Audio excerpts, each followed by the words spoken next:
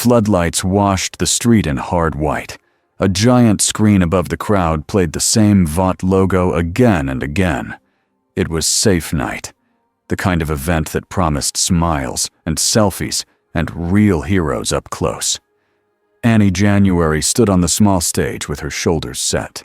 Her starlight suit felt too bright under all these cameras.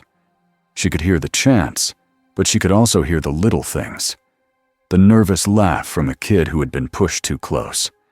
The sharp click of a metal gate being opened behind the barrier. A host in a perfect suit waved a mic like it was a magic wand. "And now," he shouted, "a real live rescue demo." Two Vought security men dragged a bad guy in a cheap mask onto the street. The man was supposed to scream and beg, then get caught for the crowd. Annie had seen this routine before. It always ended with applause and a neat photo. But the bad guy was shaking. That was new. His eyes darted to the crowd, to the exit, to the closest little group of fans. Then his hand went inside his jacket. Annie's stomach tightened. "Stop," she said, low.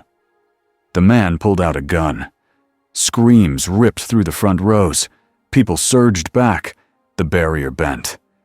Annie raised her hands, light already building in her palms. "Put it down," she yelled. The man's hands jerked. The gun swung, wild. Not at Annie. At the crowd. Something white dropped from above. It hit a billboard frame with a dull, heavy thud, like a person landing wrong and not caring. A cloak snapped in the wind. For half a second, Annie thought it was a stunt. Another Vought trick. Then the white figure moved, and it was not a trick. He fell the last distance in a clean arc, landing between the gun and the crowd. He was tall, wrapped in white armor and cloth. His face was a smooth mask with dark eyes. A crescent moon sat on his chest like a warning. The gunman froze. The masked man did not. His arm flicked. A silver shape spun through the air and hit the gun.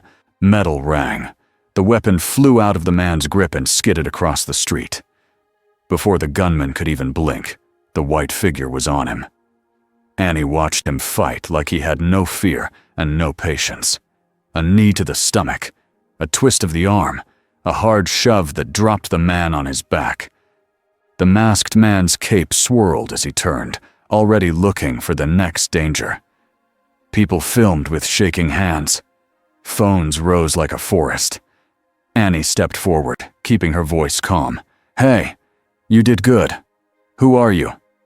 The masked man's head tilted, like he was listening to someone Annie could not see. He looked at Annie, then at the crowd, then at the giant Vought logo smiling down from the screen. His voice was low and rough through the mask. "Get them out of here." That tone was not a request. It was an order, like he was used to being obeyed. Vought security rushed in with rifles. "Hands up," one shouted. "On your knees." The masked man did not kneel. He turned his head toward them, slow. Annie saw a small tear in his sleeve. Dark blood showed under the white. A normal man would be limping. He took one step, and the tear tightened, like the cloth was knitting itself back together. Annie's eyes narrowed. Not Compound 5 healing. Not like Kimiko. Something else. A deep boom rolled through the street. A shadow fell over the stage. Annie looked up. Homelander floated above the crowd with a smile that never reached his eyes. His cape hung like a flag. He stared at the masked man, the way a bored lion looks at a new animal in its cage. "Well," Homelander said, voice loud enough for every mic to catch, "this is new." The masked man stared back. He did not flinch. He did not bow. He did not grin. Inside his head, a dry, ancient voice whispered like sand scraping stone. "This world is loud, my knight." The masked man's fists tightened. "And the gods are quiet," he murmured, so softly only Annie caught it. Then, before anyone could rush him, the white figure stepped backward and vanished into the shadows between two bright screens, like the night itself had opened its mouth and swallowed him. The next day, the video was everywhere. A white ghost, a terror soup, a new 7 candidate. VOD accounts posted clips with dramatic music. Other accounts posted the raw, shaky version, with screams and panic, and a man in white who moved like he was made of knives. Billy Butcher watched the footage on a cracked phone in a cheap safehouse kitchen. He didn't blink. Huey stood behind him, rubbing his hands together like he could wipe the fear off. He didn't look like Vought, Huey said. No brand, no smile. He told them to move people. Like he actually cares? Butcher cut in. He turned his head just enough to look at Huey. That's how the con starts, mate. Mother's Milk leaned on the counter with his arms crossed. He bled, MM said. You see that? Then the suit closed up. That's not normal soup healing. Frenchie was already pulling up frames, zooming in until the pixels broke. And look at the mask, he said, excited in that way that always made Huey nervous. It is not Vought style. It is old, like a ritual. Kimiko sat on the floor with a pencil and a sheet of paper. She drew a crescent over and over. Her eyes stayed flat, but her hand moved fast. Annie came in through the back door in a hoodie and sunglasses, like she was sneaking into her own life. She tossed her phone onto the table. Vought wants him, she said. They're calling him a threat on every channel, and they're already talking about capturing him for public safety. Butcher's mouth pulled into a thin smile. Course they are. Annie met his eyes. He saved people. He didn't hurt civilians. He didn't even hurt the guards unless they pointed guns at him. Yet, Butcher said. Huey swallowed. What do we do?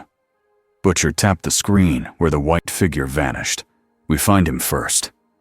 That night, Mark Spector moved through New York like he belonged to the dark parts of it. He stayed off the bright streets. He stayed off the cameras when he could. But this city was full of eyes, phones, billboards, traffic lights that watched you like they were alive. Stephen's voice tried to be polite about it. This is quite rude, really. All these screens. Mark ignored him and listened for pain instead. The kind you couldn't fake. A woman crying behind a locked door. A boy yelling and being dragged. A scared breath in an alley that smelled like piss and old garbage. Jake's voice didn't talk much. Jake just felt like a hand tightening around the steering wheel. Mark found a dead-end street behind a closed pawnshop. 2 men stood over a teenager, pressing her against the wall. One of them wore a cheap Vought Hero Club jacket. He laughed like it was a joke. Mark stepped out of the shadows. The men turned. One of them reached for a knife. Mark moved first. He didn't waste time with threats. He hit the knife hand, twisted the wrist, and snapped the blade free. He slammed the man into the brick. The second man swung, wild, like he'd never been in a real fight. Mark caught the punch and drove his elbow into the man's chest. Hard. The man folded and wheezed on the ground. The teenager stared at Mark's mask. Her eyes were wide and wet. Are you a hero? She whispered. Mark looked at the Vought jacket, then at the girl's bruises. No, he said. I'm worse. Stephen hissed inside him. Mark! Mark crouched, keeping his voice low. Where were they taking you? The girl's lip trembled. A clinic, she said. They said it was help. Then they took my phone. They took other girls. They said we'd be fixed. Mark's stomach turned. He had heard those words in too many places, in too many worlds. Where? He asked. She pointed, shaking. By the river. There's a warehouse. There's a Vought sign on the inside, not outside. Mark stood. He looked down at the men. One of them tried to crawl away. Mark grabbed him by the collar and lifted him like he weighed nothing. The man's eyes bulged. Warehouse, Mark said. Tell me the door. The man coughed. I don't know, I swear. We deliver. The guards know. The ones with the black vans. Mark's grip tightened. Khonshu's voice slid in, smooth and hungry. Break him. He is a jackal. Mark's jaw clenched. Not tonight. He dropped the man, hard enough to make the man yelp, not hard enough to kill him. Go, Mark told the teenager. Don't stop running. Don't look back. She ran. Mark melted back into the city. He didn't go straight to the river. He circled first. He watched. He wrote short notes on a torn page he kept in his pocket. Not fancy. Just facts. Times. Plates. Door counts. It helped keep his head in one place. Stephen was quiet for once, but Mark could feel him watching too. Across the city, in a different safe house, Butcher set a trap. It wasn't a superhero trap. It was a butcher trap. He picked an empty building with one clean room and 3 dirty exits. He placed cameras in the corners, not for looks, but for proof. Frenchie wired the door with a charge that would blow the locks, not the whole wall. Set a net rig over the ceiling, thick and ugly. Huey set the bait, hands shaking as he typed. A fake post, a fake lead, a fake rumor about a Vought blood clinic with prisoners inside. It was just close enough to the truth to attract a man who hunted predators. Annie hated it. If he's real, she said, we're using victims as a hook. Butcher didn't look sorry. We're using a story. He'll come if he cares. If he doesn't, he's just another soup in a Halloween sheet. The window was open a crack. City noise slid in. Then it stopped. Not the city. The feeling. Like the air itself knew someone had arrived. Huey's skin prickled. Do you guys feel that? Kimiko's head snapped up. Her eyes went to the ceiling. A soft thud above them. Another thud. Closer. Butcher raised his gun. Showtime. The ceiling panel shifted. A shadow dropped through like smoke. Moon Knight landed in the middle of the room, silent, cape folding around him. The white mask turned, taking them all in. The cameras, the net, the guns, the nervous faces. He didn't raise his hands. He didn't attack. He just stood there like he had stepped into a place he had already dreamed. Butcher's gun stayed aimed. All right, Casper, he said. Who the hell are you? The mask tilted. Mark spoke first. People are missing. Butcher barked a short laugh. That's not an answer. Annie stepped forward, palms open. You were at the event, she said. You saved people. You didn't have to. Moon Knight turned to her. The way his head moved felt different for a second. Softer. His voice changed too. Still male, still masked, but calmer. Hello, he said, like a man stepping into a meeting he didn't want. I'm not from here. Huey blinked. Like, not from New York? Or not from... Moon Knight's voice shifted again. Lower. Sharper. Not from this world. Silence filled the room. Frenchie whispered, Mon Dieu. Butcher's eyes narrowed. He didn't look shocked. He looked like a man whose worst fears had just gotten a name. Spoke carefully. If you're not Vought, prove it. Butcher's finger tightened on the trigger. Yeah, prove you're not one of Edgar's lab rats. Moon Knight stared at the gun. Shoot me, he said. Huey choked. What? Annie snapped. No. Moon Knight's head turned toward her. Not you, he said, and there was something like respect in it. Then he looked back at Butcher. You want proof. Do it. Butcher didn't hesitate. He fired. The shot cracked in the room. The bullet hit Moon Knight's chest and punched into the white suit. Moon Knight rocked back one step. Huey flinched so hard he almost fell. Then Moon Knight's cape settled. He looked down. The fabric was torn. Dark blood seeped. And then the suit tightened. The tear pulled closed. The blood stopped. The white sealed like it had never been cut.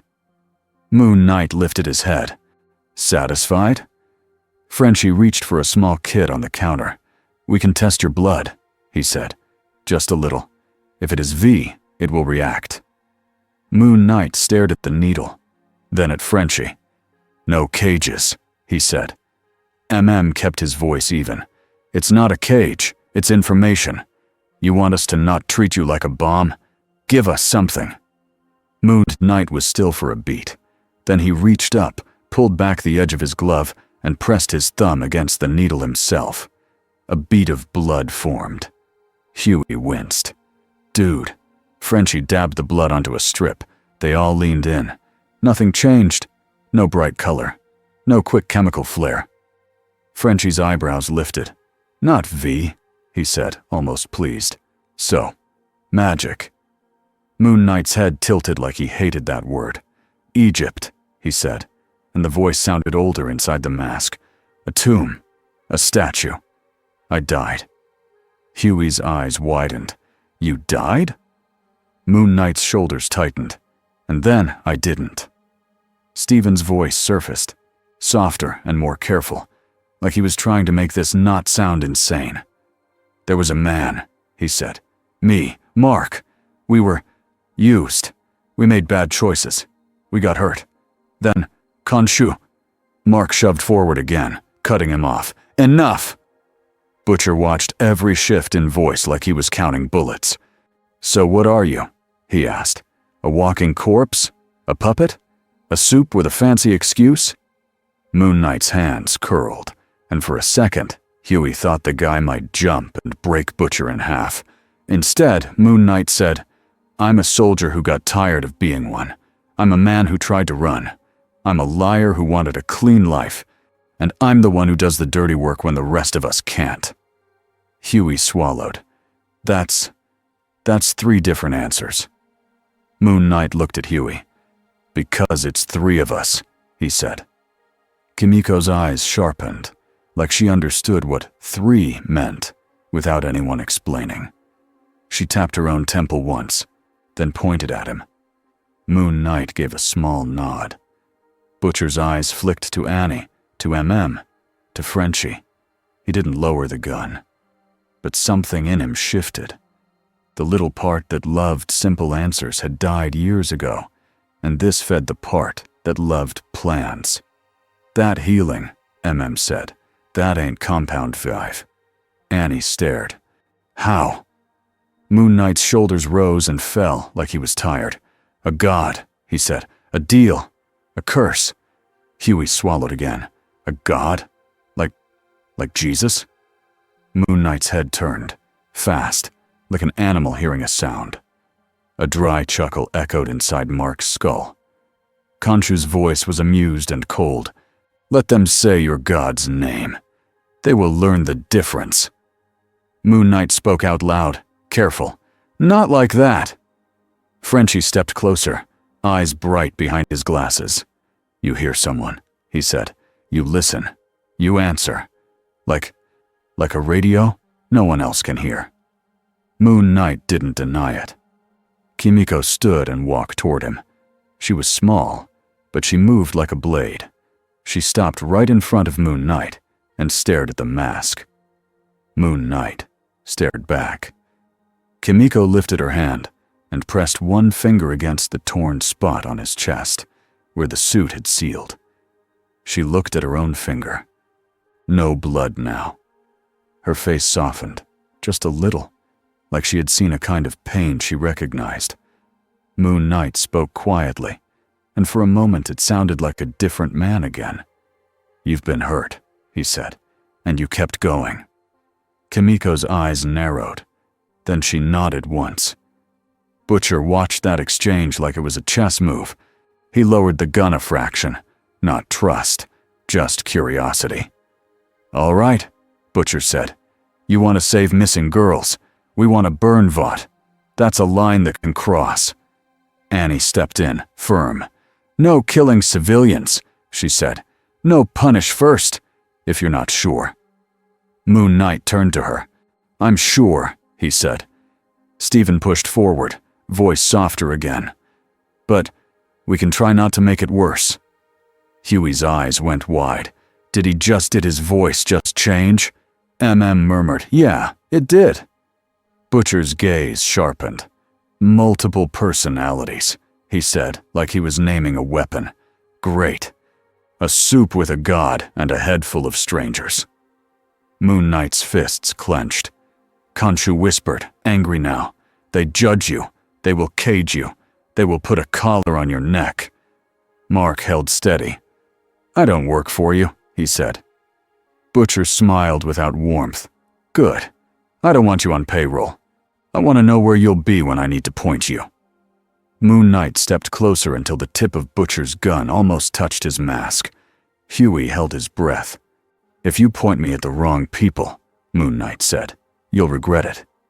Butcher didn't back up. Same to you. A phone buzzed on the table. Annie grabbed it and read. Her face tightened. What? Huey asked. Annie looked up. Vought just moved a bunch of patients out of a river warehouse, she said. Black vans, heavy guard. It's happening tonight. Moon Knight's head snapped toward the door. Then we go. MM raised a hand. Hold up, we need a plan. Moon Knight paused. His shoulders lowered, like he was forcing himself to stay in the room, to not just run out and start breaking bones. Stephen's voice came out, tight but controlled. We can cooperate, just for this. Butcher nodded once. Uneasy truce, he said. We'll observe you. You'll keep your mask on. And if you try anything funny, we put you down. Huey whispered. Can we even put him down? No one answered. Moon Knight turned back to Annie for a second. You were there, he said. You told people to stop. You tried to save them. Annie blinked. Yeah. Moon Knight's voice was low. Don't let them make you a billboard. Annie's throat tightened, and she hated that his words landed. Don't let your God make you a monster, she shot back. Moon Knight didn't argue. He just moved to the window and looked out at the city like it was a problem that never ended. Across town, in a clean office with glass walls, Stan Edgar watched the same footage with no emotion on his face. A staffer spoke quickly. We have a containment team ready. We can put out a statement by morning. Edgar didn't look away from the screen. No statement, he said. Not yet. The staffer hesitated. Sir? Edgar's eyes stayed calm. If he isn't Vought, Edgar said, then he is valuable. If he is dangerous, he is still valuable. Another screen showed a slow-motion clip of the bullet hitting the white suit and ceiling. Edgar's lips barely moved. Bring him in, he said, alive. In a separate room, Victoria Newman watched with a small, polite smile. A new piece on the board, she murmured. Let's see who thinks they own him first. By midnight, Vought had already put a name to the mask. Not his name. A name that would sell. White Shadow. Rogue Soup. Unknown affiliation. The broadcasts showed the clip of him disarming the gunman, but they cut out the screaming. They cut out the fear. They cut out the part where Vought security pointed rifles at a man who had just saved civilians. On the street, posters went up like warnings. On phones, alerts popped up like weather reports. Huey watched one on Butcher's laptop and felt sick. They're hunting him, he said, like he's an animal. Butcher didn't care about the posters. He cared about the vans. He and MM sat over a map spread across the table. Frenchie marked routes with a pen. Annie listened to police radio through a small earpiece she shouldn't have. They moved the people, Annie said, but not far. They're still near the river. I can feel it. Vought doesn't let assets out of reach. Moon Knight stood in the corner, still as stone. The hood of his cloak cast a shadow across his mask. He held a torn page in his hand and read it like it was a prayer. Huey tried not to stare, but he couldn't stop himself. The page had neat writing in one corner and messy writing in another, like three people had argued with the same pen. MM cleared his throat. All right, he said. We go in. We get proof. We get people out. We don't die. Butcher looked at Moon Knight.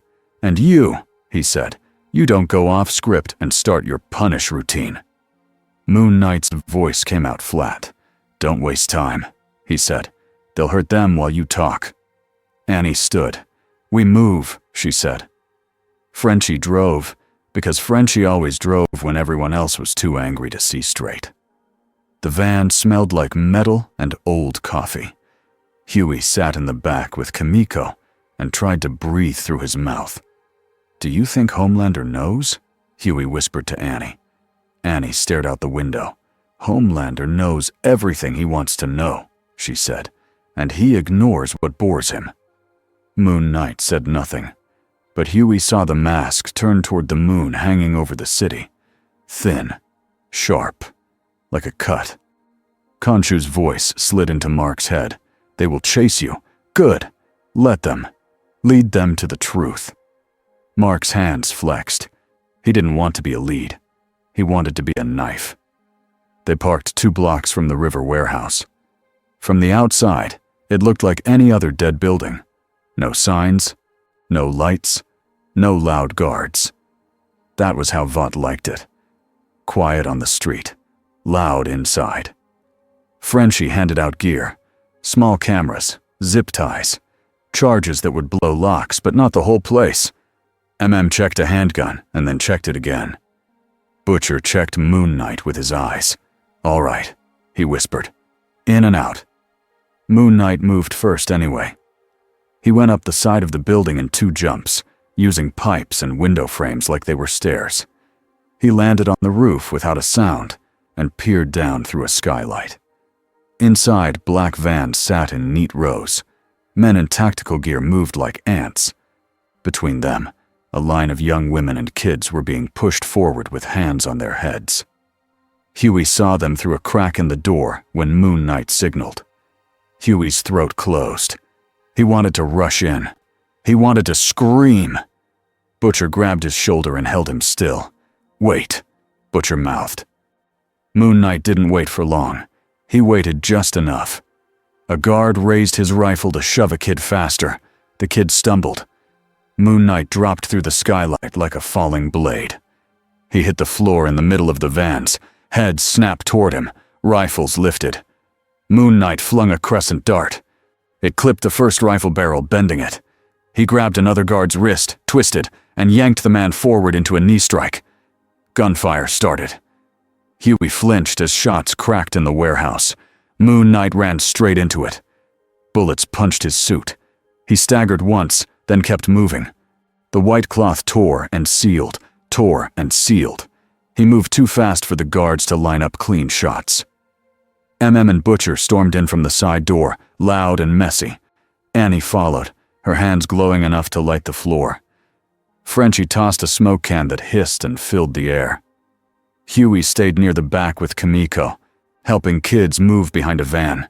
He grabbed a girl's hand and pulled her away from the line. "Go, go," he whispered. "Stay low." Kimiko ripped a guard's weapon away with a sharp twist and shoved the man into the concrete. She didn't look at the blood. She looked at the kids. In the center, Moon Knight fought like he was trying to end the whole night with his bare hands. Then a new presence entered the room. The lights above flickered once. The guards stopped shouting. A shape moved along the far catwalk, silent. Black Noir. Huey's stomach dropped. He knew Noir. Everyone knew Noir. A quiet shadow in a mask who killed without talking. Noir hopped down from the catwalk and landed in front of Moon Knight like a challenge. Moon Knight's head tilted. Noir didn't pose. He attacked. He came in low, knife flashing. Moon Knight turned his torso just enough to let the blade scrape armor instead of flesh. He caught Noir's wrist and tried to snap it. Noir rolled with it, twisting out and slammed his elbow into Moon Knight's ribs. Moon Knight slid back a step. Huey watched from behind a van and felt like he was watching two nightmares fight. Noir moved like a professional, no extra steps, no wasted motion. He struck nerves, joints, throat. He tried to end it fast. Moon Knight moved like someone who didn't care how much it hurt. He took hits to land his own. He grabbed Noir's arm and slammed him into the side of a van hard enough to dent metal. Noir bounced off and came right back, knife up again. Moon Knight flicked his wrist and snapped a crescent blade into his palm. The edge caught the warehouse light for a second, then disappeared into motion. Steel met steel. The sound was sharp and tight, like a fight in a small room. Moon Knight feinted high, then kicked low, sweeping Noir's legs. Noir hopped the sweep, but Moon Knight was already moving, shoulder-checking him into a stack of crates. Crates exploded apart. Papers spilled out. Files, photos, blood test forms with Vought logos. Butcher saw them, and his eyes went hard. "That's it," he snarled. "That's the proof." MM grabbed a file and shoved it into a bag. "Move!" he yelled. "Get the people out!" Annie blasted light into a group of guards to push them back without killing them. "Back off!" she shouted. "Or you'll blind!" Some guards ran. Others kept firing, because fear makes people stupid. Noir didn't look at the chaos. He only looked at Moon Knight. Moon Knight's voice came out low. "You're not protecting anyone," he said. Noir didn't answer. He threw a knife. Moon Knight caught it in midair, his hand closing around the handle like it was nothing. Then he flung it back, not to kill, but to pin Noir's sleeve to a support beam. Noir ripped free anyway, tearing fabric and lunged. Moon Knight met him with a headbutt that cracked like a bat on a ball. Noir stumbled. Moon Knight grabbed Noir by the chest and slammed him into the floor. The floor shook. Huey felt it through his shoes. Noir lay still for half a second. Then he moved again. Moon Knight stared, almost impressed. Khonshu whispered, pleased. "A good beast. Break him." Mark's teeth clenched. "Not now." Moon Knight yanked Noir up. Noir's legs kicked, trying to find balance. Moon Knight threw him across the aisle between vans. Noir hit the side of a van, rolled, and came up in a crouch like nothing had happened. Huey's mouth fell open. "How is he?" Kimiko glanced at Huey, then at Noir, and gave a small, angry shake of her head. Like, this is what they are. A loud clank echoed from the back of the warehouse. Frenchie froze mid-step. "Non," he breathed. A door that should not have been there was opening. Not a normal door. It was round, like a vault hatch. Symbols were carved into its metal. Not Vought symbols. Older shapes. Moon shapes. Eye shapes. Twisting lines that made Huey's head hurt if he looked too long. A cold wind spilled out. The lights above dimmed. Moon Knight turned toward it, and Huey saw something change in his posture. Not fear.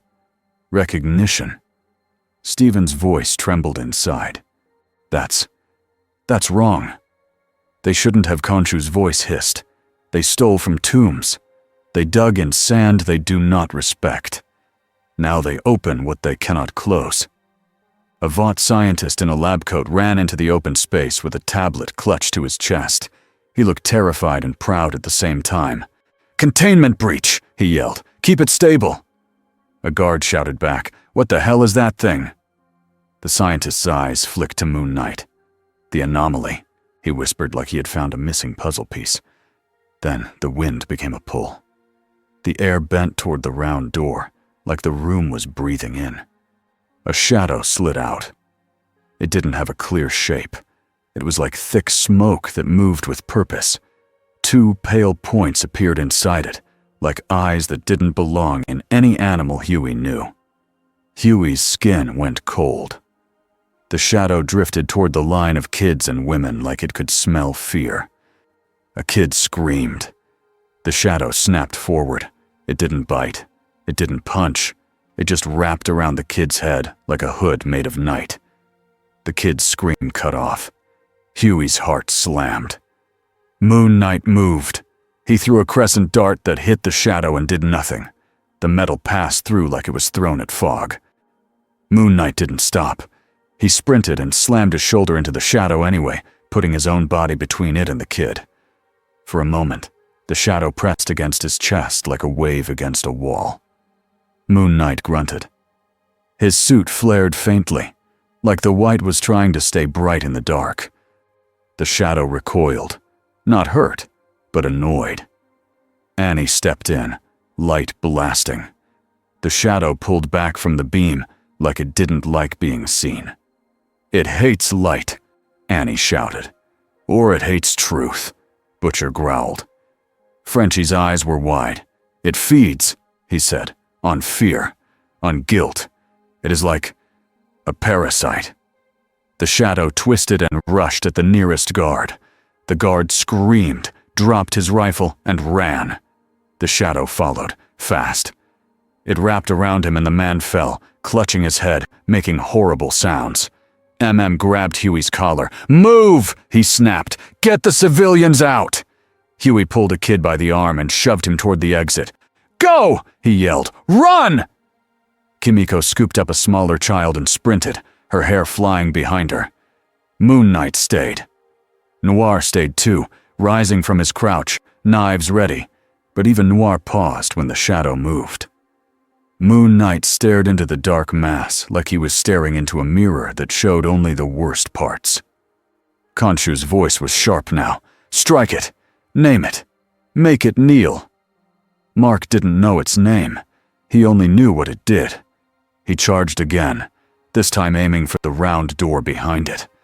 He leaped, grabbed a hanging chain, and swung above the shadow's reach. He landed on a platform near the hatch and saw the symbols carved into the metal. They were real, not fake design, not brand art. They were a prayer turned into a lock. Moon Knight slammed his palm against the hatch. The metal was cold, like winter. The shadow surged upward, stretching to reach him. It formed a sharp point, like an arm, and stabbed toward his chest. Moon Knight raised his forearm. The shadow pierced the suit. Huey saw it happen from across the room and felt sick. It looked like the darkness went inside him. Moon Knight stiffened. For one terrible second, the mask tilted down, like he might fall. Inside Mark's head, everything screamed at once. Steven's panic, Jake's rage, Khonshu's command. And underneath it, a whisper that was not Khonshu. "You don't belong here." Mark growled. "Neither do you." He forced his body to move. He grabbed the shadow arm with both hands like it was a rope, and he pulled. The shadow resisted like a living thing. It dragged him toward the open hatch, toward the cold wind. Moon Knight dug his boots into the metal grating and held. Annie's light blasted the shadow again, making it thin for a moment. Frenchie shouted, "The door! Close the door!" "But how?" Huey yelled back, voice cracking. Frenchie looked at his charges. He looked at the hatch. He made a choice. "Everyone down!" he screamed. Butcher dove behind a van. Pulled Huey hard enough to bruise.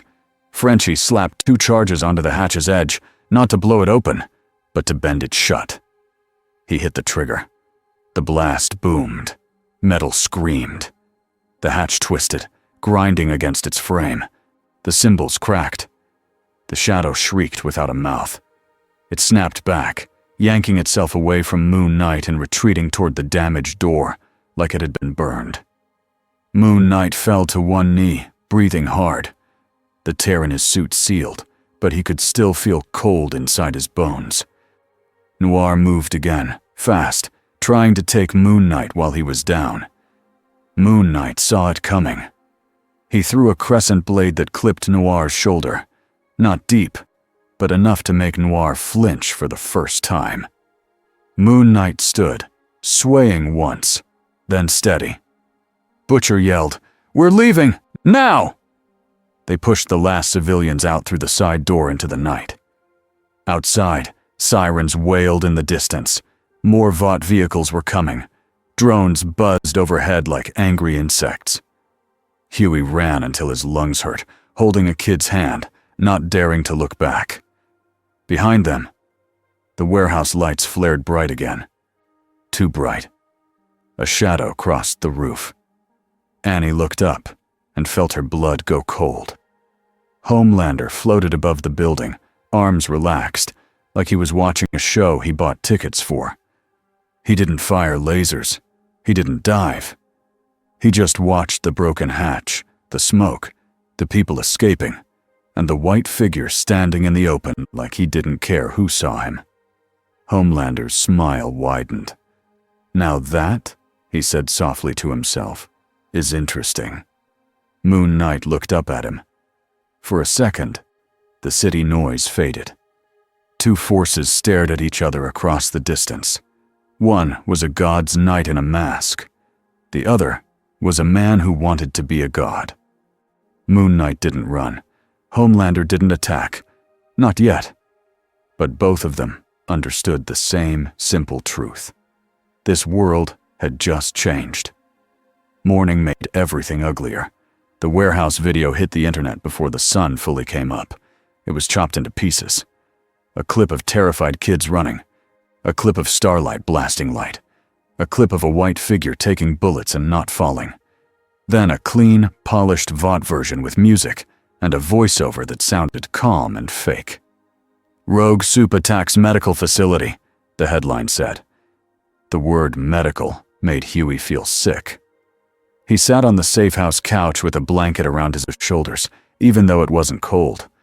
The kids they saved were gone now, moved through back routes and handed to people who could hide them. That was good. It should have felt like a win. But Huey could still hear the shadow thing, like the sound lived behind his ears. "Butcher," Huey said quietly. "They're calling it a medical facility." Butcher stood at the kitchen table with the stolen files spread out like cards. "Course they are," he said. "If they say lab, people ask questions.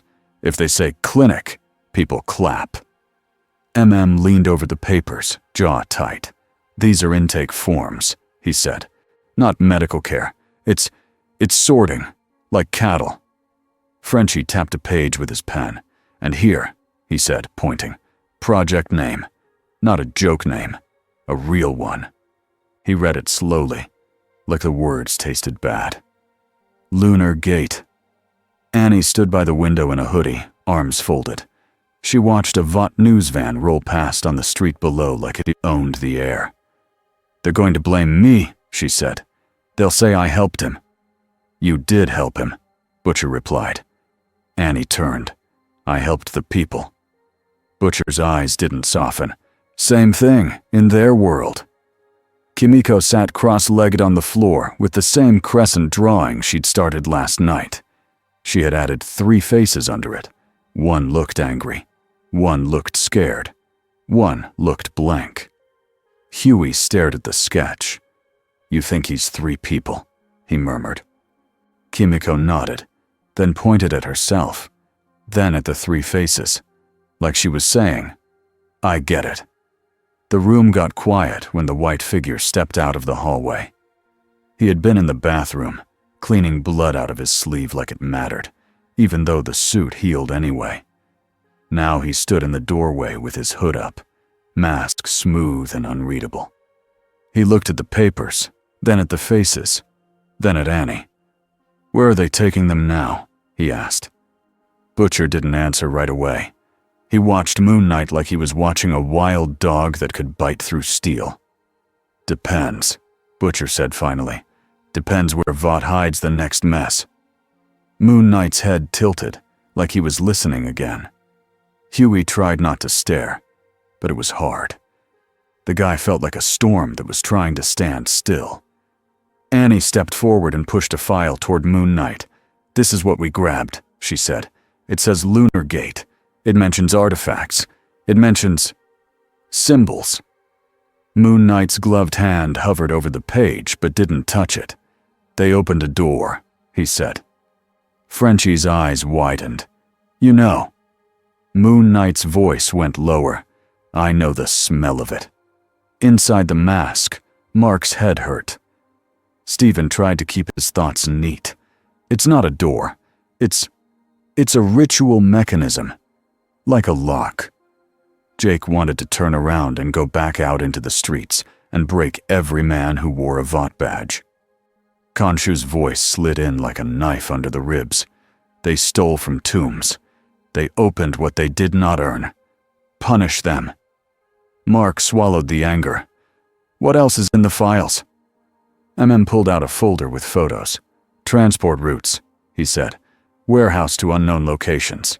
Shell companies. Dummy addresses. Butcher tossed another folder across the table. And this, he said. A list of night incidents tied to the same teams. Missing people. Cops paid off. Witnesses shut up. Moon Knight stared at the list. Somewhere in Mark's chest, the guilt sat heavy. Because he knew missing people. He knew what it meant when a city swallowed someone and pretended it didn't happen. Huey cleared his throat. So, what do we do? He asked. Butcher's mouth twitched. We do what we always do, he said. We find where they're moving the victims. We get proof, and we burn it. Moon Knight's head turned sharply. Proof doesn't stop pain, he said. Annie's voice sharpened. Neither does killing everyone, she snapped. Moon Knight looked at her for a long beat. Then his voice changed. Softer.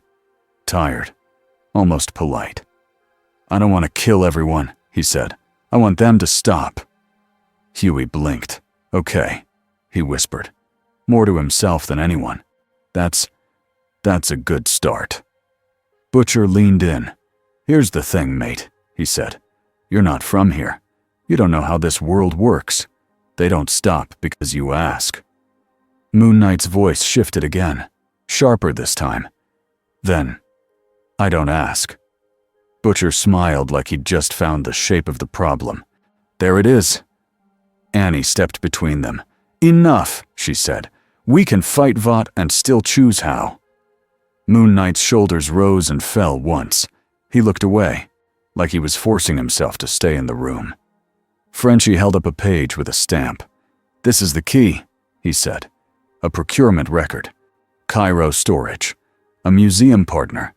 They moved an artifact 2 months ago. Moon Knight's head snapped back. Where? Frenchie read the address. Mark felt something cold in his stomach.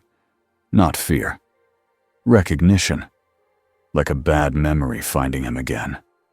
Tonight, Moon Knight said. Frowned. What's tonight? Moon Knight's voice was flat. They open it again. Annie's phone buzzed. She glanced down and her face went tight. Vought just pushed an emergency alert, she said. They're saying the White Shadow is armed and dangerous. They want tips. They want sightings. Huey's mouth went dry. They named him. Butcher snorted. They brand everything, even a problem. Moon Knight didn't react to the name. Names were easy. Masks were easy. It was the inside that wasn't. He turned toward the door. Butcher's voice stopped him. Oi, where do you think you're going? Moon Knight didn't look back. To stop them. We go together, said, firm. Moon Knight's head tilted again, like he was weighing the word together, like it could be a trap. Then he nodded once. Fine, he said. But if you slow me down, I leave you behind. Huey whispered to Annie, That's kind of fair. Annie didn't smile.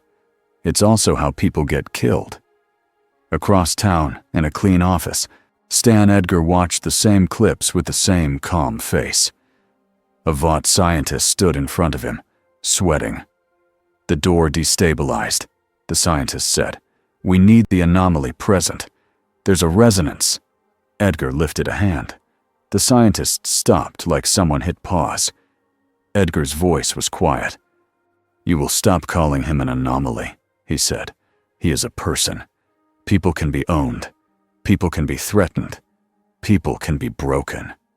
The scientist swallowed. Yes, sir. Edgar tapped the screen where the white mask stared up at Homelander. He does not fear Homelander, Edgar said. That is either confidence or insanity.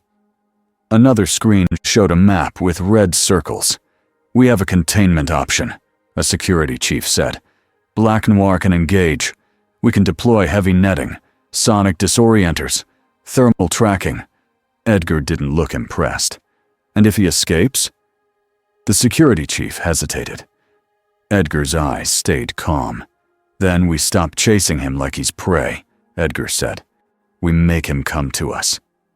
In a different building, Victoria Newman watched the footage in private. Her smile was small, controlled. A masked man who heals, she murmured, a voice in his head, a mission. She tilted her head, thoughtful. He's going to be very easy to bait. Night came with cold wind and bright screens. The museum wasn't a classic building with quiet halls and polite guards. This was New York, and it was VOD adjacent. It had sponsors, big banners, VIP entrances, cameras on every corner. Frenchie parked the van 2 blocks away. We go from the back, he whispered. Less cameras. Butcher checked his gun. Annie checked her hood. Checked the bag for the files, like proof could protect them from bullets. Moon Knight didn't check anything. He looked at the moon, thin and sharp, then looked at the museum's roof. He was already moving before Butcher finished his sentence. He climbed the side like gravity was a suggestion. Huey followed because he had to, and because Annie's hand on his shoulder pushed him forward at the right moments. They got inside through a maintenance door. Frenchie opened with tools and patience. The hallways smelled like cleaning chemicals and expensive paint. The exhibit room was dark. In the center, behind glass, sat an Egyptian statue with a broken face, a crescent shape carved into its chest. Moon Knight froze. Annie whispered, "You know that." Moon Knight's voice came out low, almost like he didn't want to say it. "It's a lock," he said. As if hearing him, the floor vibrated. A hidden panel slid open near the far wall. Men in black tactical gear stepped out, rifles raised. Not museum guards, not cops. Vought. Behind them, Black Noir walked in without a sound. Butcher swore under his breath. Of course.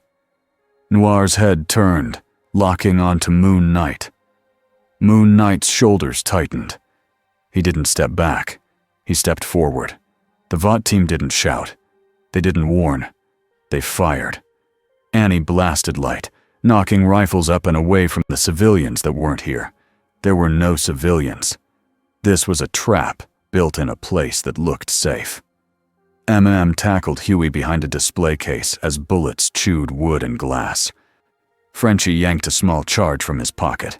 "We do not die in a museum," he hissed. Moon Knight ran straight at Noir. Noir met him halfway. They collided like 2 cars. Noir's knife flashed. Moon Knight caught the wrist, twisted, and drove his elbow down. Noir rolled out, kicked Moon Knight's knee, and tried to slice behind the joint. Moon Knight's armor took the edge. He grunted and slammed his forearm into Noir's chest, pushing him back. Noir didn't give ground for long.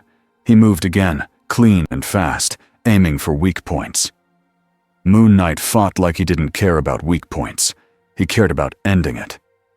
Annie's light turned the room into a white storm. Guards stumbled and cursed, blinded and confused, but they were trained. They kept firing. Butcher crawled along the floor and fired back, not to win, but to open a gap. "Move!" he shouted to pulled Huey up and shoved him toward the back exit. Huey's eyes kept snapping back to Moon Knight. The white mask, the dark eyes.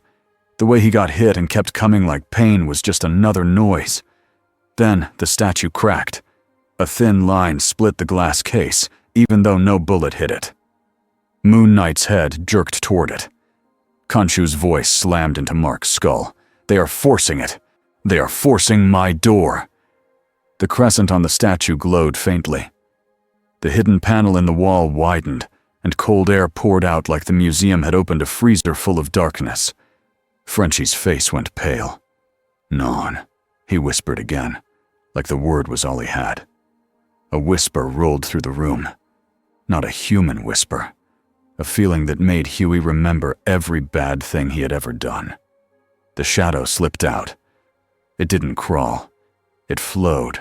It moved toward the nearest guard, and the guard's confident posture broke in an instant. The man's gun lowered. His eyes went wide. He stumbled back.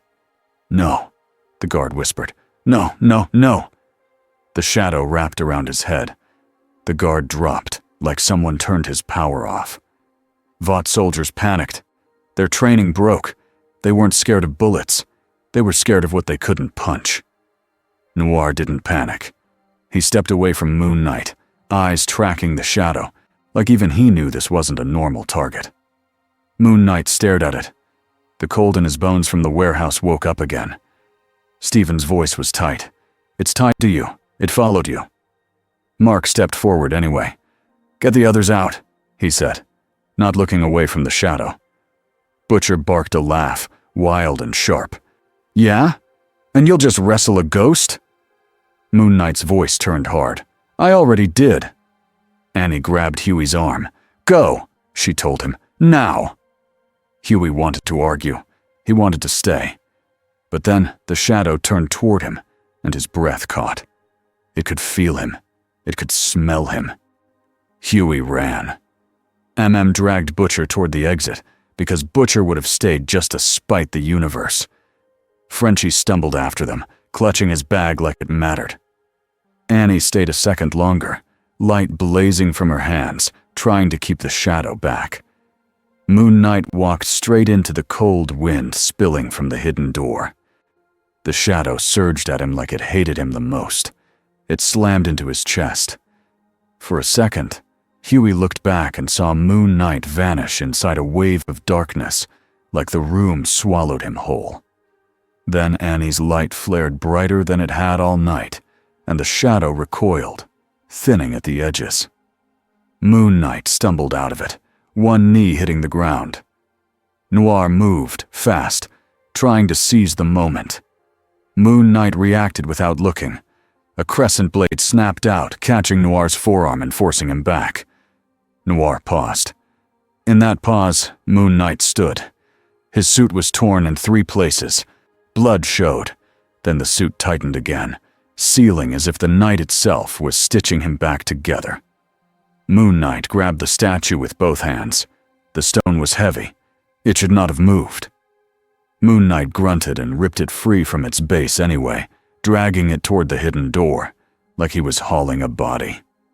The shadow hissed, pulling toward the statue like it wanted it. Khonshu's voice roared. Break the lock. End this. Mark shoved the statue into the opening. The cold wind changed. The glow flickered.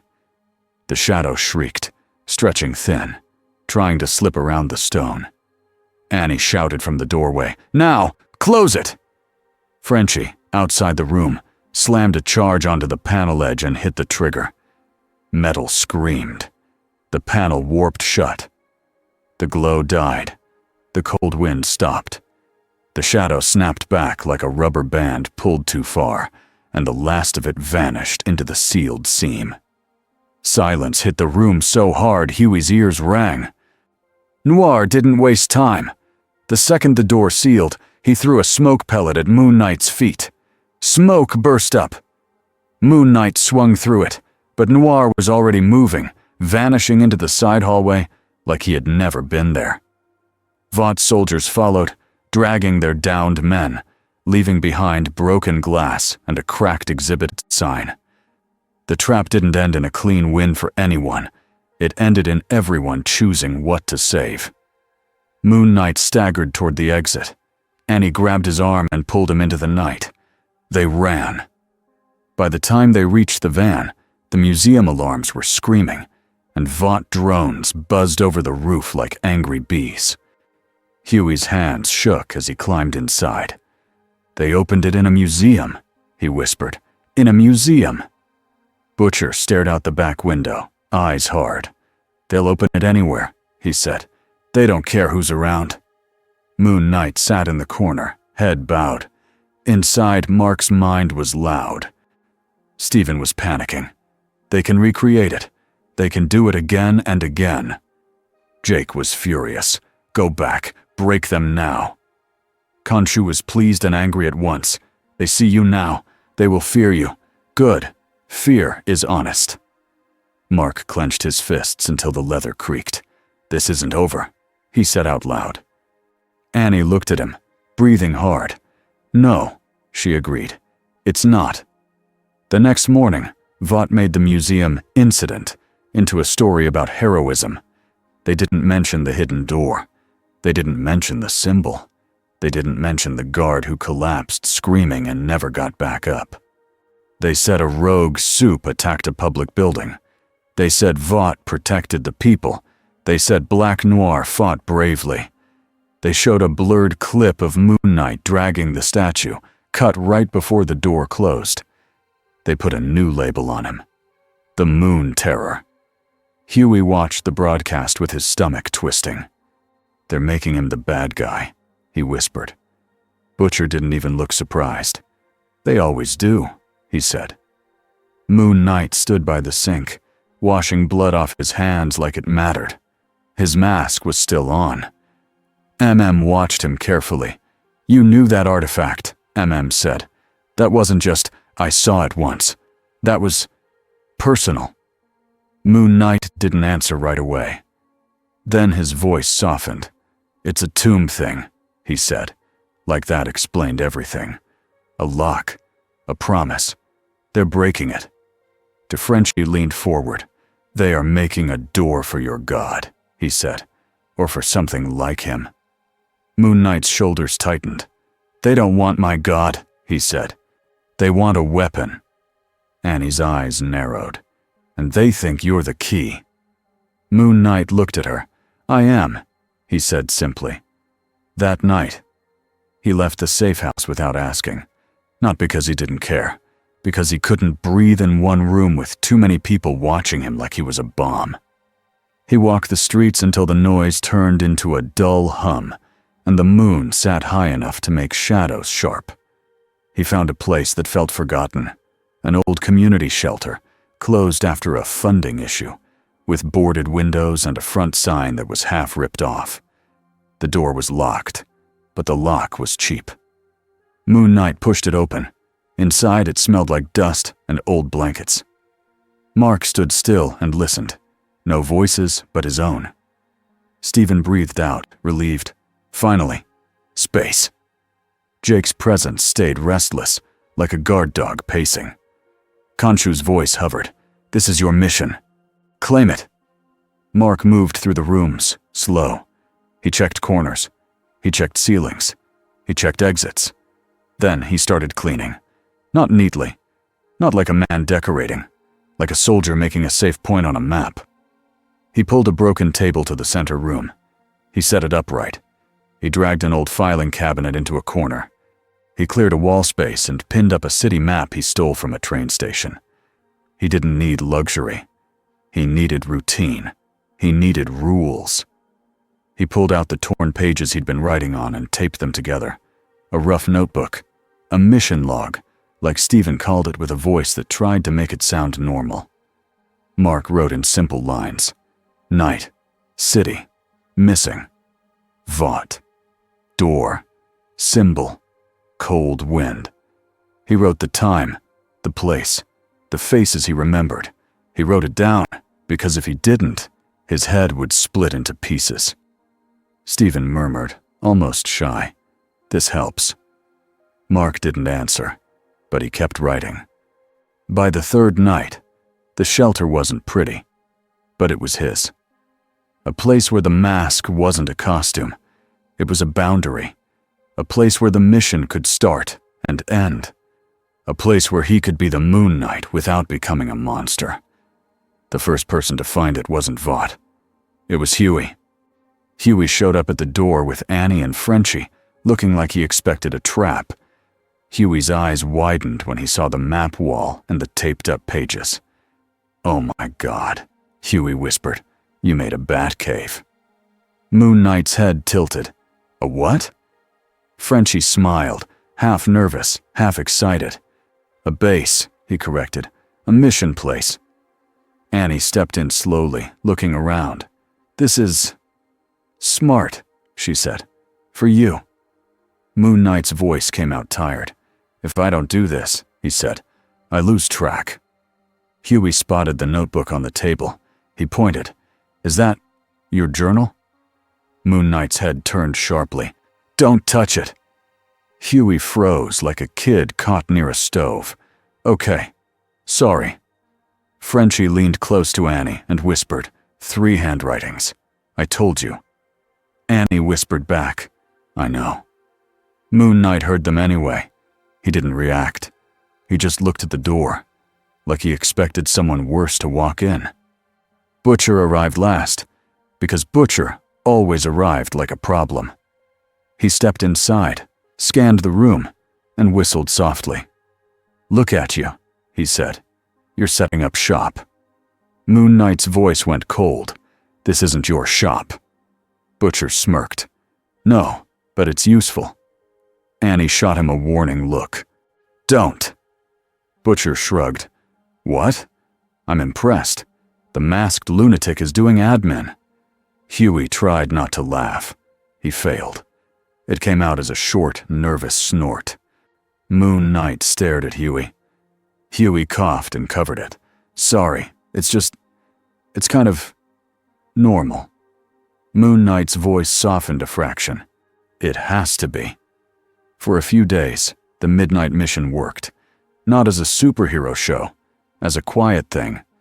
Annie brought cases she couldn't solve through VOT channels. A girl who vanished after a talent audition. A witness who saw a black van near a subway. A kid whose dad didn't come home after working security at a VOT warehouse. Moon Knight went out at night and came back with bruises and answers. Sometimes he left a VOT thug tied to a lamppost with a note that said, "Stop." Sometimes he carried someone unconscious but alive, breathing, rescued from a back room that shouldn't exist. Huey started stopping by just to check the map wall, like it made him feel less helpless. And every time Huey got too curious about the notebook, Moon Knight's head snapped toward him like a dog hearing a whistle. The gag became a game. Huey would inch toward the notebook. Moon Knight would say, "Don't." Huey would freeze. "I wasn't going to." Then Frenchie would slide a sticky note onto the cover anyway, when Moon Knight wasn't looking. "Please label who wrote this." Moon Knight found it, stared at it, and for once did not tear it off. The next night, the notebook had 3 simple letters at the top of 3 pages. M. S. J. Huey saw it and whispered, "No way." Annie glanced at the letters and felt something tight in her chest loosen a little. Not because it solved everything, because it meant he was trying. Vought didn't let the quiet thing last. One night, as Moon Knight returned to the shelter, he felt it first. A hum in the air, not city hum, not traffic. A focused sound, like a tool powering up. He stopped on the rooftop across the street and looked down. 3 vans sat near the shelter, lights off. Men moved in silence, wearing armor that was too clean to be street gear. And on their helmets, small crescent symbols. Mark's stomach turned. Steven's voice whispered, "Sick. They copied you." Jake's rage flared. "Kill them." Khonshu's voice was sharp and amused. "Let them play dress-up. Then break them." Moon Knight dropped down behind a dumpster and watched. One of the men carried a device that looked like a thick flashlight. It clicked on. A pale beam swept across the shelter door. Not normal light. Something colder. Something that made Mark's suit prickle. "Thermal confirms," a man murmured. "He's here." Moon Knight's head tilted. "No," he whispered. "You're here." The shelter door exploded inward, not from a bomb, from a controlled charge. Quick, clean. The men poured inside. Moon Knight sprinted. He hit the doorway like a wrecking ball. The first Crescent soldier raised his weapon. Moon Knight slammed his forearm into the rifle, snapping it aside, and drove his knee into the man's chest. The armor softened the blow, but the man still flew back and hit the wall. 2 more rushed him with batons that crackled with sound. Sonic. The baton slammed into Moon Knight's ribs, and pain spiked through him in a way bullets didn't. The suit tried to heal, but sound wasn't a cut. It was a shake inside his bones. Mark grunted and stumbled. Stephen cried out, "The suit can't patch vibration!" Moon Knight grabbed one baton and yanked it free, then smashed the other man's head into a support beam. Not dead, but not getting up fast. More boots pounded the floor. A net fired from a launcher and wrapped around Moon Knight's shoulders, tightening with hard metal threads. Moon Knight snarled and pulled. The net strained. The threads dug into his suit and sparked. Then a familiar quiet step landed behind the men. Black Noir walked in like the room belonged to him. Moon Knight's head snapped toward him. Noir didn't speak. He pointed at Moon Knight. The Crescent soldiers tightened the net. Moon Knight's suit healed where the threads cut, but the net kept pressure on. It wasn't trying to slice him. It was trying to hold him still. Noir stepped forward. Moon Knight lunged anyway, dragging the net like a heavy cape. Noir met him with a clean strike to the throat. Moon Knight's head jerked back. Noir followed with a knee to the stomach and a shove that threw Moon Knight into the wall hard enough to crack plaster. The Crescent soldiers rushed in, trying to pin his arms. Moon Knight's breathing went rough. He could break them. He could. But if he went too far, the line would vanish, and then he'd be exactly what Vought wanted him to look like. Annie's voice screamed from outside, "Moon Knight!" Light blasted through the broken doorway. The Crescent soldiers flinched, helmets turning away. Noir didn't flinch. He turned toward Annie instead, like she was just the next task. Annie stepped inside, hands blazing, eyes furious. "Get out!" she snapped. "This isn't a battlefield." Butcher came in behind her with MM and Huey, because of course they had followed her. Huey saw the net and felt panic hit him like a punch. "They're taking him," he whispered. Butcher didn't hesitate. He fired at the net launcher, blowing it out of a soldier's hands. MM tackled another soldier, slamming him into the wall and ripping the helmet off.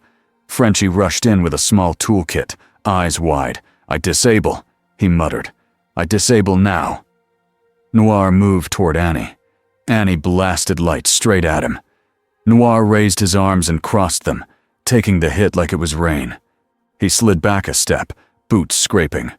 Then he lunged through the beam anyway. Annie's eyes widened. "What?" Noir's fist slammed into her shoulder, and Annie staggered, gritting her teeth. Moon Knight snapped. He ripped one arm free of the net with a brutal pull. The metal threads tore. His suit bled and healed at once. He slammed into Noir from the side, driving him away from Annie. Noir rolled, came up, and drew two knives. Moon Knight drew a crescent blade. They circled for half a second. The Crescent soldiers tried to regroup, but MM and Butcher hit them hard, messy, human. Frenchie yanked wires from the sonic batons, making them spark and die. Huey grabbed the notebook off the table by accident when he tried to steady himself. Moon Knight's head snapped toward him even in the middle of a fight. "Put it down," Moon Knight shouted. Huey yelped and dropped it like it was on fire. "Sorry," Annie almost laughed. But then Noir lunged again, and the laughter died. Noir came in low, aiming for Moon Knight's knee. Moon Knight jumped, twisting midair, and kicked Noir's wrist. A knife clattered across the floor. Moon Knight landed and drove his elbow down on Noir's shoulder, trying to pin him. Noir twisted out, fast, and slammed his head into Moon Knight's mask. The impact rang. Moon Knight stumbled back a step. Noir surged forward for the finishing strike, and Moon Knight grabbed Noir by the throat. For 1 second, the room froze. Moon Knight's grip tightened. Khonshu whispered, hungry, "End him." Jake pushed, furious, "Do it." Stephen panicked. "Mark." "Don't." Mark held Noir up with one hand. Noir's boots kicked once, trying to find ground. Moon Knight leaned close, mask inches from Noir's. "Tell Edgar," he growled. "I'm not his." Then he threw Noir through the doorway and out into the night.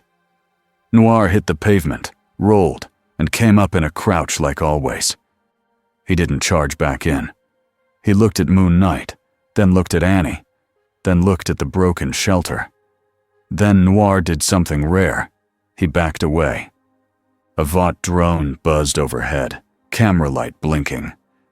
Noir lifted 2 fingers and pointed at the sky. The Crescent soldiers moved out, dragging their wounded, retreating into the vans with trained speed. Within seconds, they were gone. They didn't win, but they didn't lose clean either. They had tested the cage, and now they knew how strong the bars needed to be. Inside the shelter, Huey's hands shook. "They had your symbol," he whispered to Moon Knight. "They're copying you. They're turning you into a product." Butcher spat on the floor. "That's what they do." Annie touched her shoulder where Noir hit her. She winced, then looked at Moon Knight. "They didn't come here for me," she said. "They came here for you." Moon Knight stared at the broken doorway, eyes dark behind the mask. "Good," he said. Huey blinked. "Good." Moon Knight's voice was cold. "They're looking at me," he said. "Not the kids, not the runaways, not the missing." He turned back, and the anger in his voice sharpened into something dangerous. "While they stare, we move." Frenchie swallowed. "They will come back," he warned, "with better toys." Moon Knight's shoulders rose and fell. "Let them." Khonshu whispered, pleased again. "Yes, let them." Annie stepped closer, lowering her voice. "This is getting bigger," she said. "You feel it, right?" Moon Knight didn't answer right away. Because yes, he felt it. Not just the soldiers, not just Noir. The cold door, the shadow that hid behind fear. It wasn't gone. It was waiting. And somewhere, Vought had the lock pieces now. Butcher pulled out his phone. "We need to move the base," he said. "This place is burned." Moon Knight's head turned sharply. "No," he said. "This stays." Frowned. "Why?" Moon Knight's voice got quiet, and for a second it sounded like the softer one again. "Because people will come here," he said, "if they hear there's a place that helps at night." Butcher scoffed. "This ain't a charity." Moon Knight looked at him. "It is for me," he said. "That's the point." A siren wailed in the distance. Huey looked at the broken door and the bullet holes and the ripped net on the floor. "So what now?" he asked. Moon Knight walked to the notebook, picked it up, and placed it back on the table with care, like it was holding him together. He flipped it open and wrote one simple line. "They are building a door." Then he wrote another. "They will use people to open it." He looked up. "We stop the next opening," he said. Annie's face tightened. "How do we know where?" Moon Knight's head tilted again, listening. Khonshu's voice slid in. "Certain. They will call to you. They cannot help it. They will light the signal, and you will feel it." Moon Knight's jaw clenched. "Because they can't do it quietly," he said, "and because they need me." Outside, across the city, a Vought broadcast began. Not a normal news clip. A live stream. A public safety announcement. A woman sat in a chair under bright lights. Her hands were tied behind her back. Her face was bruised.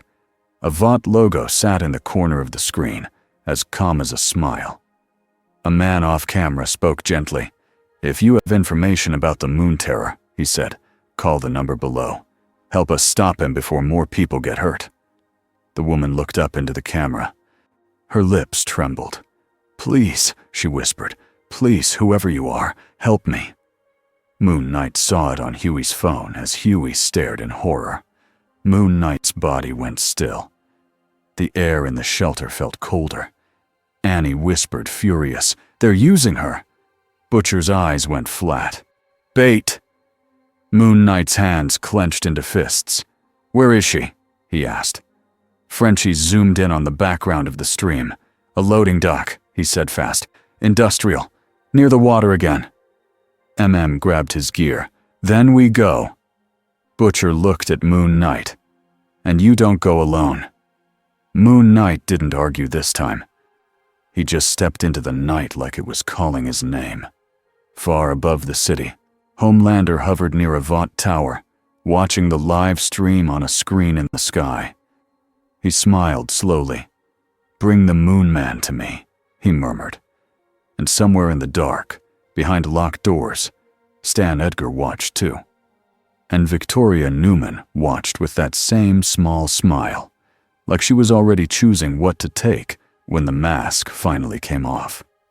2 weeks later, the live stream clip was gone from the main feeds, but it still lived in everyone's head. Vought had tried the bait. It worked the first time. Moon Knight went straight for the doc, because he always went straight for the victim. The boys went with him, because leaving him alone felt like leaving a fire unattended. They saved the woman. Barely. They did not win. Not clean. Not the kind of win you frame on a wall. Vought had already moved the Lunar Gate parts again. The symbol pieces. The stolen relics. The scientists. The soldiers with crescent badges who thought they were brave. But something changed after that night. Moon Knight started moving like he was building a life instead of just surviving one. He kept the shelter. He fixed the door. He stacked boards over the broken windows. He mapped the city in a way that made sense to him. He made rules for himself, because without rules, the voices inside him got louder. At sunset, he checked the map. At night, he went out. Before dawn, he came back. Sometimes Annie showed up with a hoodie pulled tight, bringing a lead she stole from Vought channels. Sometimes Frenchie came with wires and tools, trying to understand the door without going insane.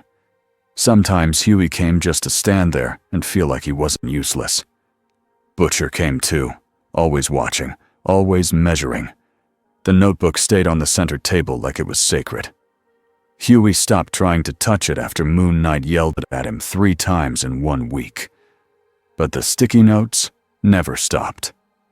One morning, Moon Knight flipped open the cover and found a new note stuck to the first page. "If you're 3 people, you owe 3 signatures. Moon." Knight stared at it for a long time. Then he wrote, in 3 different handwritings, 3 short names. Mark. Stephen. Jake. Huey saw it later and made a sound like a laugh was trying to escape, but didn't feel safe. "Okay," Huey whispered. "That's actually kind of cool." Moon Knight did not say thank you, but he didn't erase it either. That same night, the air inside the shelter went cold. Not winter cold. Wrong cold. Moon Knight froze mid-step. Stephen's voice rose fast. "Do you feel that? That's like the museum." Jake's anger woke up. "They're here." Khonshu's voice slid in, calm and sharp. "Someone calls to you, my knight. Someone lights a signal." Moon Knight walked to the table, took the notebook, and wrote 1 line. "The door is opening again." He didn't need a map to know where. His skin already knew. Annie arrived 10 minutes later, breathless. "Vought is moving," she said. "I can see it on internal chatter. They're locking down a place near the Hudson. They're calling it a training event for the 7. Butcher looked up from cleaning his gun. "They want a crowd?" he asked. Annie's face tightened. "Not a crowd," she said. "A stage." Stepped closer. "A stage for who?" he asked, even though he already knew. Annie swallowed. "For him." Moon Knight didn't move, but Huey saw the mask tilt, like the word landed hard. Homelander. Butcher leaned back, eyes narrow. "So they're putting the Moon Man and the King Soup in the same box," he muttered, "and they're hoping one of them kills the other." Frenchie shook his head fast. "No," he said. "They're hoping to control what comes after." Moon Knight's voice came out low. "They think they can use me to open it," he said, "and use him to keep it open." Annie stared at him. "You're the key," she said, "and he's the muscle." Moon Knight's gloved fingers curled.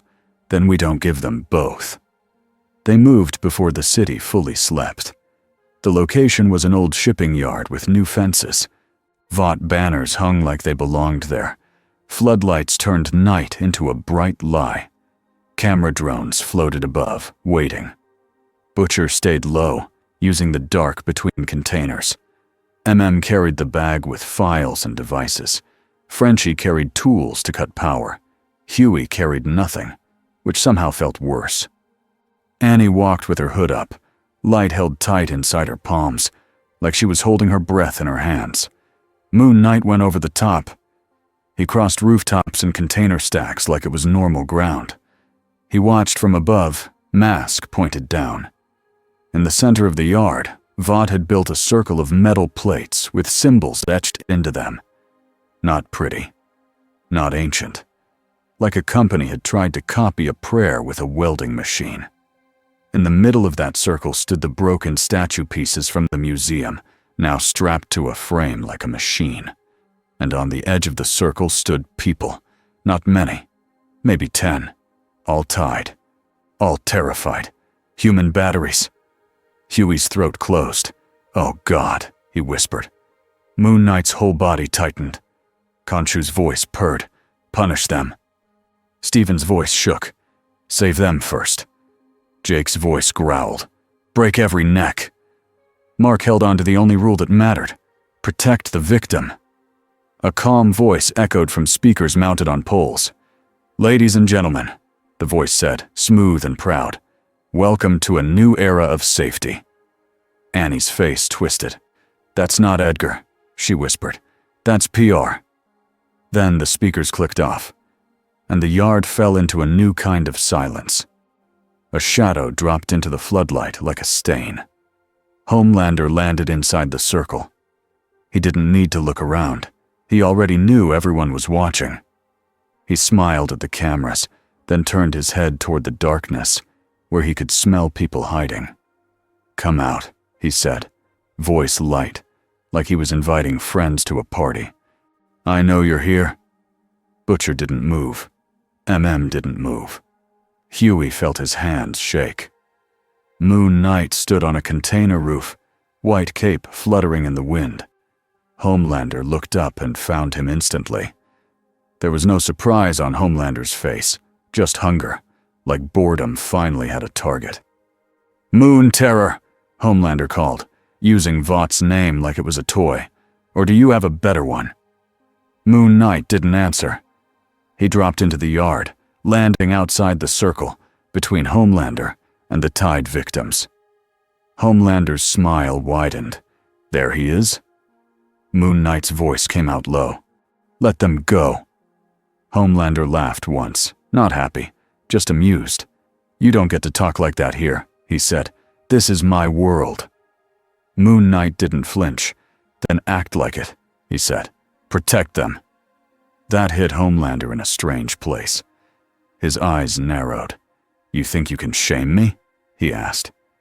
Moon Knight's mask stayed still. "I think you don't like being told what you are." The floodlights hummed. The circle plates began to vibrate. Frenchie hissed from behind a container. "They are powering it, now!" Annie stepped out, hands glowing. "Homelander!" she shouted. "This isn't a show!" Homelander didn't even look at her. His eyes stayed on Moon Knight. "I watched you," he said. "You get shot. You get up. You don't smile for cameras. You don't beg." He took one slow step forward. "I like that," he said. "So here's the deal. You work for me. You do your little Knight thing. You punish whoever you want. I'll even let you scare people. People love a monster." Moon Knight's shoulders stiffened. Stephen's voice whispered, disgusted. "He thinks it's a job offer." Jake's voice spat. "Kill him." Khonshu's voice tempted. "Take the offer. Get close. Then strike." Mark spoke out loud. Steady. "No." Homelander blinked. Not because he didn't hear. Because he didn't expect it. "What?" Homelander said, smile cracking. Moon Knight didn't raise his voice. "No," he repeated. "I don't work for kings. I don't work for companies. I don't work for gods." Khonshu's voice snapped, offended. "Watch your tongue." Moon Knight kept going anyway. "I work for the people who can't fight back." Homelander's face tightened. In the background, the metal circle pulsed again. The statue frame glowed faintly. The air went colder. Annie shouted, "Moon Knight, it's opening!" Moon Knight turned his head just enough to see the victims shaking, eyes wide, lips moving in silent prayers. He moved toward them. Homelander moved faster. Homelander slammed into Moon Knight like a freight train. Moon Knight flew backward, smashing through a stack of empty crates.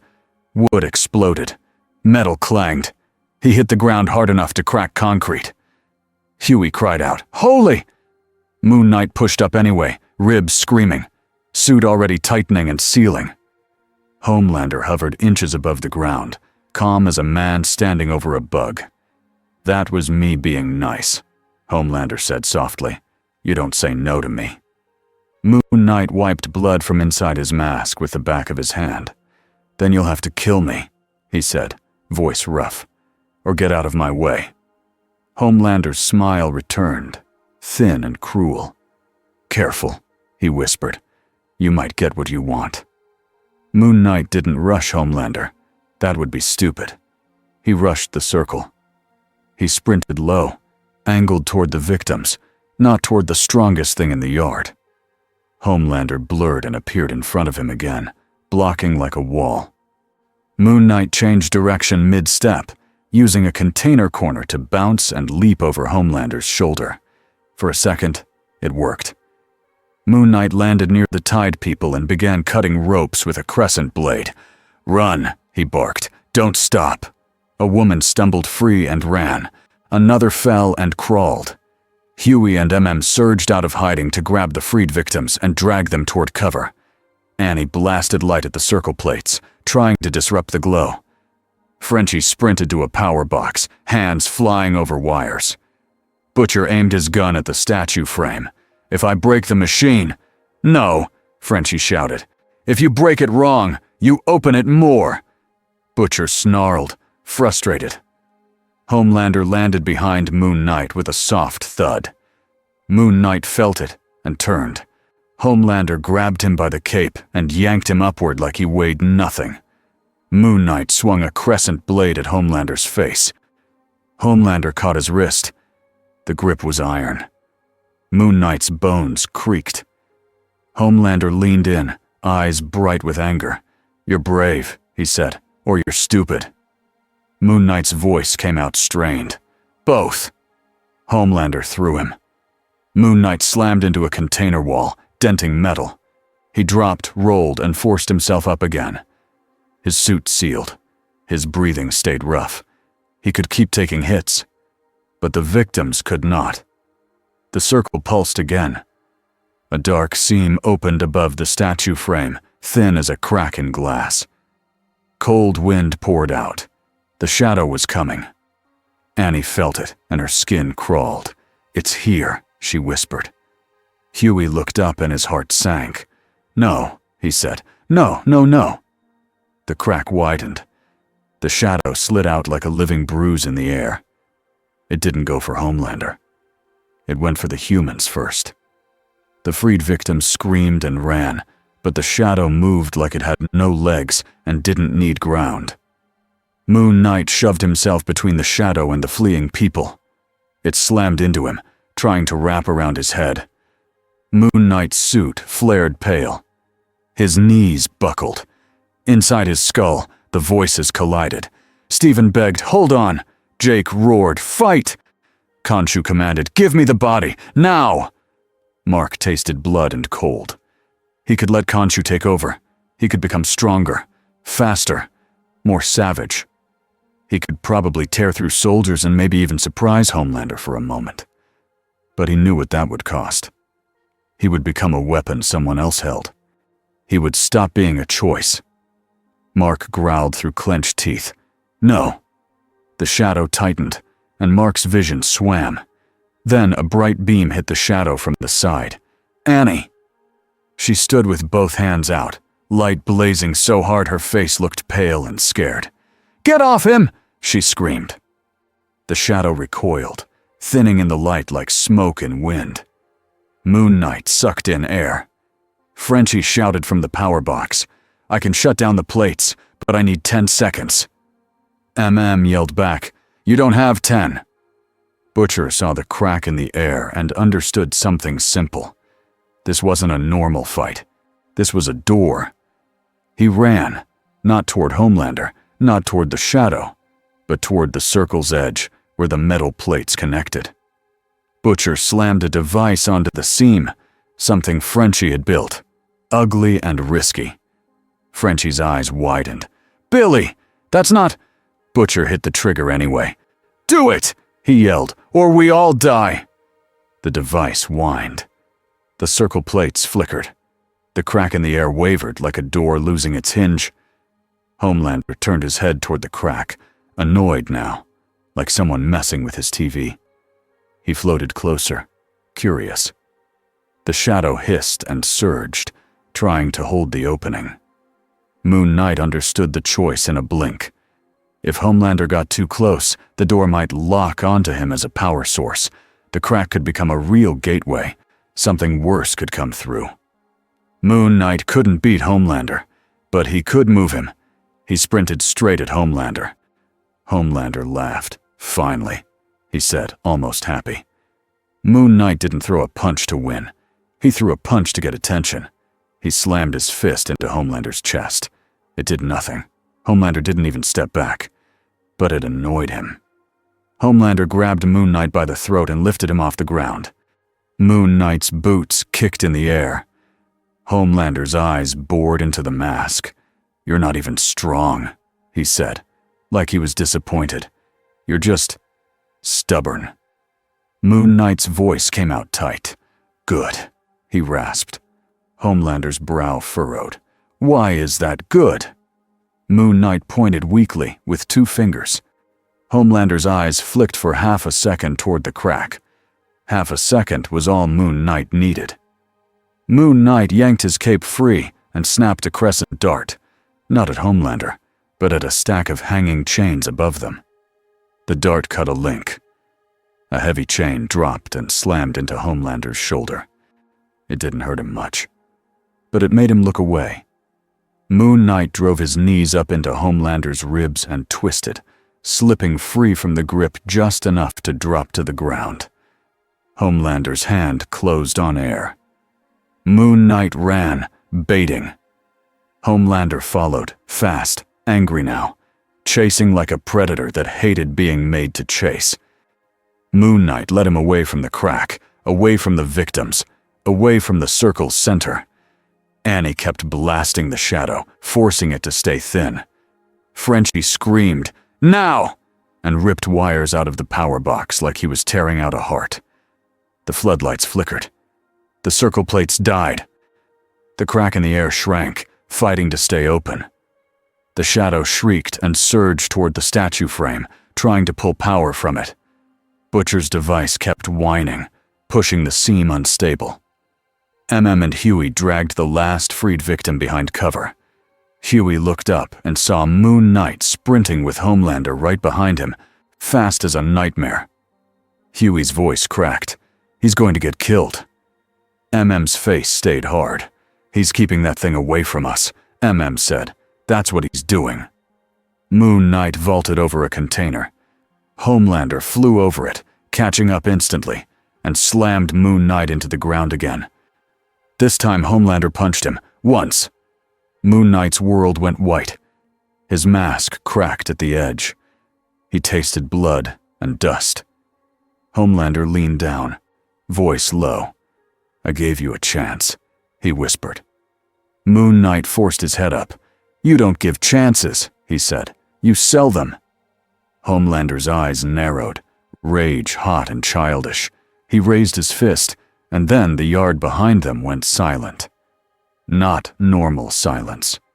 The kind that comes right before a storm hits. Homelander's fist paused. He looked over his shoulder. The crack in the air snapped shut like someone slammed a door. The shadow shrank, sucked backward, and vanished with a final hiss. The statue frame went dark. For a moment, Nothing moved. Then Homelander stood slowly. He looked at the sealed air. He looked at the broken circle. His face didn't show fear. It showed insult. Like the universe had stolen his toy. He turned back to Moon Knight and stared down at him. Moon Knight pushed up, shaking, suit sealing again, mask still on. Annie ran toward him, breathing hard. "Are you?" Moon Knight held up one hand, not to stop her, to steady himself. Butcher approached too, eyes sharp. "You closed it," he muttered. Frenchie stumbled in, exhausted. "For now," he said. "For now." Homelander's lips curled. He stepped closer, and everyone tensed like the air turned to glass. Homelander looked at Annie. "You helped him," he said. Calm again. Too calm. Annie's chin lifted.